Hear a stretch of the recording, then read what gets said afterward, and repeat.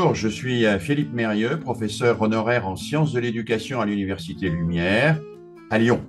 J'ai consacré l'essentiel de mes travaux de recherche à la pédagogie scolaire, bien sûr, qui a été mon premier objet de travail, mais plus largement à l'éducation et à l'éducation de la toute petite enfance, à la formation tout au long de la vie.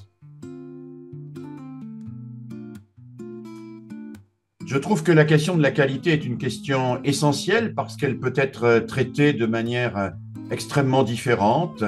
Elle peut être traitée dans le sens d'une mise au pas un peu technocratique à travers des critères qui seraient des critères purement administratifs, ou elle peut être au contraire une manière de revisiter la question de l'exigence, notre exigence professionnelle qui nous permet d'aller au-delà des bons sentiments, au-delà des bonnes intentions et de mettre en œuvre réellement les finalités que nous poursuivons.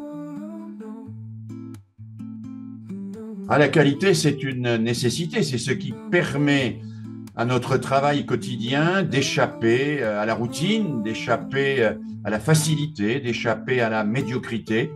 Chercher la qualité, c'est ce qui doit nous porter dans chaque geste éducatif au regard de tous les enfants que nous accueillons.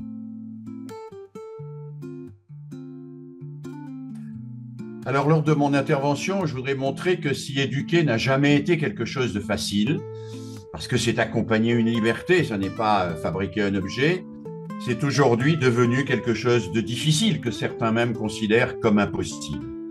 C'est vrai que nous vivons dans un monde en perte de repères, que nous vivons dans un monde en crise, que nous vivons dans un monde anxiogène, que nos enfants vivent dans un environnement hyper stimulant, au milieu d'écrans, au milieu d'affichages publicitaires, et que tout cela nous impose de revisiter notre finalité.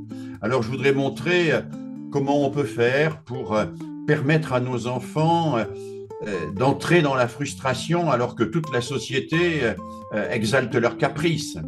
Je voudrais montrer comment on peut faire pour former à la volonté alors que toute la société invite à la facilité.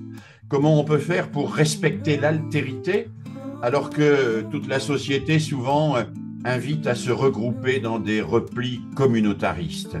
Et je voudrais surtout montrer comment, dès le plus jeune âge, nos enfants peuvent accéder à la responsabilité. Responsabilité fondamentale qui est une manière de concevoir l'autorité qui n'est pas la force, qui n'est pas la violence, qui est le service d'un collectif. Permettre à chacune et à chacun de comprendre ce qu'il est au milieu des autres, comment il peut s'inscrire dans un collectif et tenir sa place, jouer son rôle, assumer une responsabilité sans faire violence à quiconque, sans chercher à brutaliser son entourage ou brutaliser le monde. Alors il y a là évidemment des enjeux absolument fondateurs.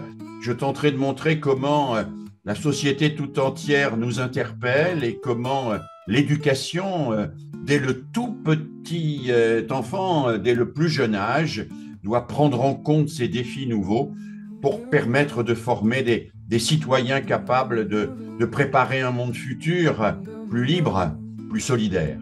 Voilà.